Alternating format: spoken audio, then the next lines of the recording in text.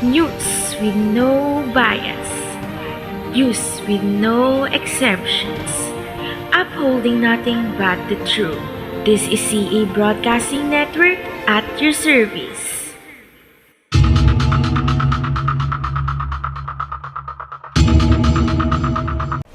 Good afternoon, Philippines. This is Candice And I Nogi. am Justin Bugay. The truth is our priority. And we give justice to your curiosity. We are here to bring some historical insights About our society. Here's our headline for today, November 17, 2022. What is Island Agrarian Reform? History of land reform in the Philippines. Stay tuned for the upcoming historical insights. Only here in CA Broadcasting Network. For our first news for today, we will discuss what is land and agrarian reform in the Philippines. What is the use and significance of it to our homeland? Let us have Eloisa on the line to discuss more further about this first headline.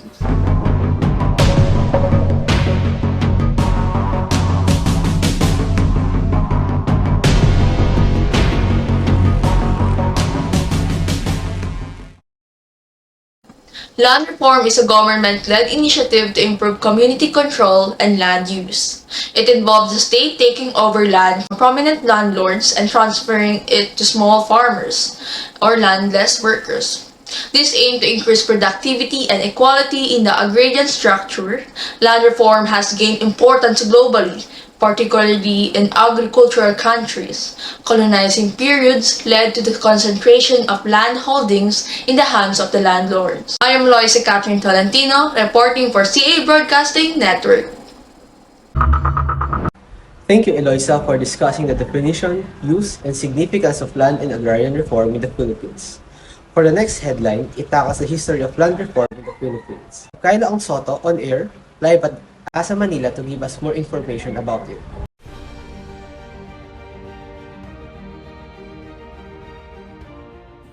Thank you, Justin. In the pre-Spanish era, before the arrival of Spaniards, the Filipino social system was feudal, with a warrior class bound by fealty to a warlord.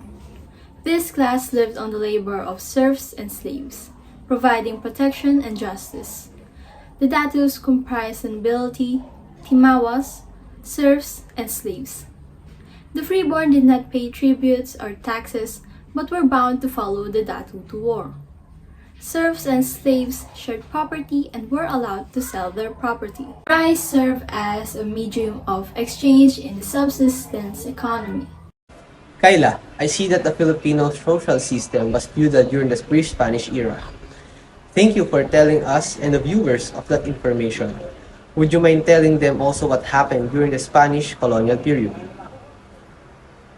Yes, Justin. During the Spanish colonial period, lands were divided and granted to encourage Spanish settlers or soldiers who served the crown.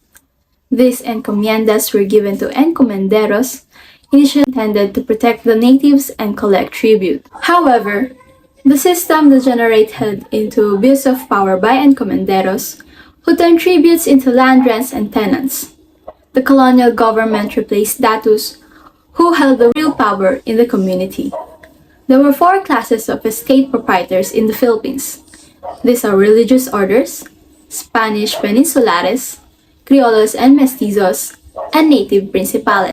Inquilinos, who leased lands to natives and mestizos, abused the policy by disposing of lands and earning more than estate owners. This led to a system where native agricultural entrepreneurs had to lease land with the help of tenants.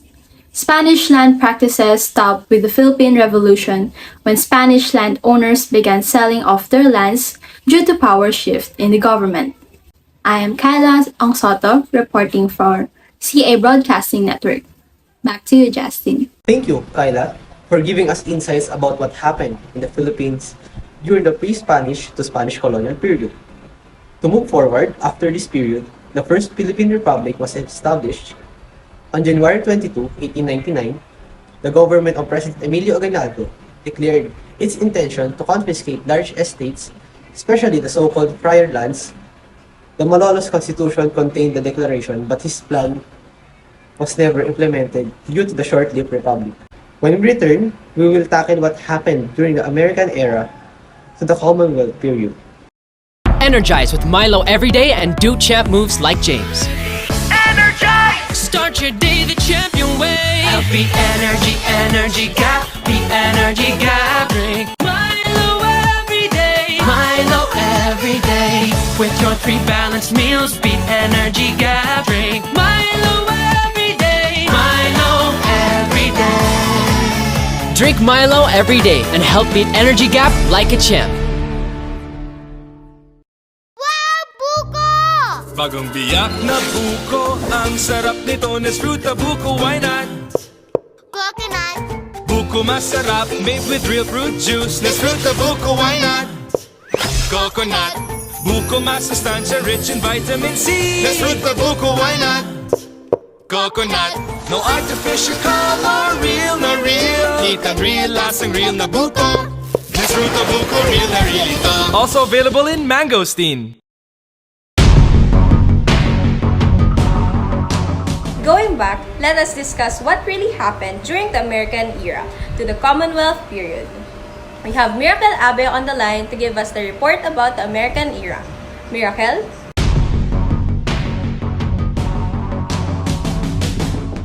Yes, Candice. During the American era, 400,000 native farmers were without titles due to a defective land system and ignorance of laws. The torrent system was introduced to address this issue, but many farmers refused due to ignorance or inability to pay fees.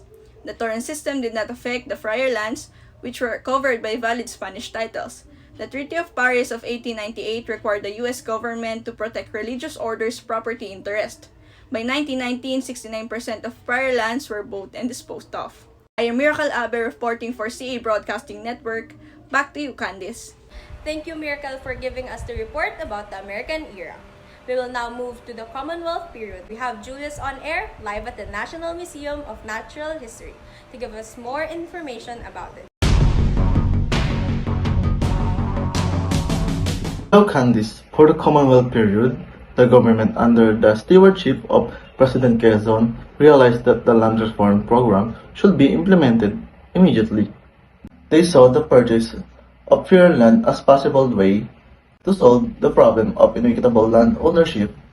They also noticed that the homestead program could be transformed into a massive resettlement program. If proper implemented, would be the follow-up initiative of the government on agrarian reform. President Quezon laid down the social justice program, focused on the purchasing large haciendas, divided and sold to tenants.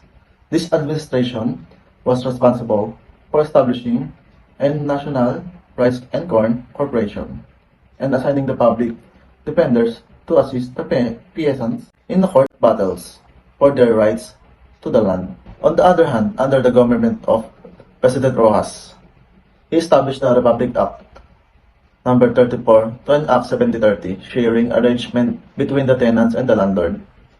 The 70% of harvest will go to the person who shoulder the expenses for planting, harvesting, and for the work animals. Moreover, he negotiated to purchase 8,000 hectares of the land in Batangas, owned by the Ayala Zobel family.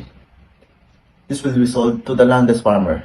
This is Glenn Alejandro, reporting for CA Broadcasting Network. Back to you, Candice. Thank you, Julius, for the historical insight about the history of Commonwealth period during the time of President Quezon and President Rojas. To continue this, we have Eloisa Tolentino on the line to give us more information about this period. Eloisa?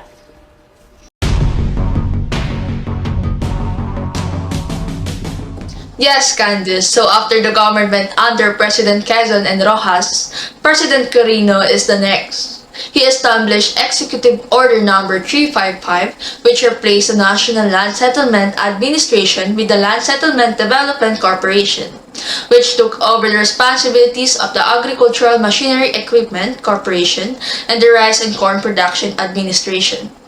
After the management of President Quirino, President Magsaysay realized the importance of pursuing a more honest-to-goodness land reform program. He convinced the elite-controlled Congress to pass several legislation to improve the land reform situation. And after the management of President Magsaysay, The Macapagal administration enacted the Agricultural Land Reform Code, abolishing share tenancy, institutionalizing leaseholds, investing in preemption and redemption rights, and implementing administrative machinery. I'm Aloysa Catherine Tolentino, reporting for CA Broadcasting Network. Back to you, Candice. Thank you, Eloisa, for more information about the history of the Commonwealth period during the time of President Quirino to Magsaysay. We cannot deny that our former presidents did their best to help the farmers with the programs they established. Right, Justin? Yes, Candice. With that, let's have Miracle Abe on the line to discuss the Commonwealth period during the administration of President Marcos and Cory Aquino. Miracle?